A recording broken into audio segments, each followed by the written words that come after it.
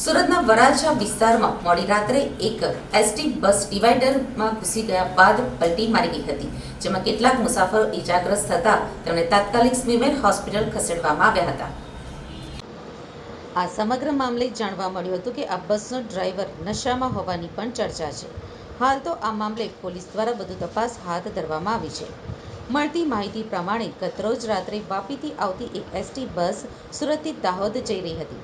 તે દરમિયાન કિરણ હોસ્પિટલથી અલકાપુરી બ્રિજ પરથી પસાર થયા બાદ નીચે ઉતરતા સમયે બસ ફૂલ સ્પીડમાં હતી.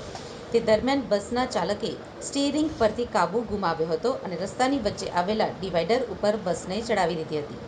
બસ 10 થી 15 ફૂટ સુધી ડિવાઈડર ઉપર ચડી ગઈ હતી, ત્યારબાદ પલટી મારી હતી.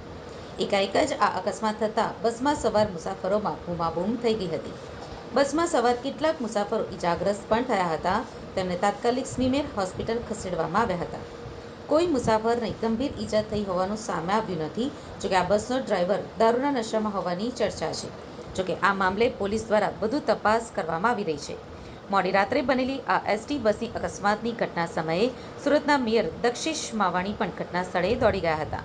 આ સાથે જ સામાન્ય ઈજા પામેલા મુસાફરો સાથે તેમણે વાતચીત પણ કરી હતી. મેયરે ત્યાં હાજર બસના મુસાફરોને સાંત્વના પણ આપી હતી.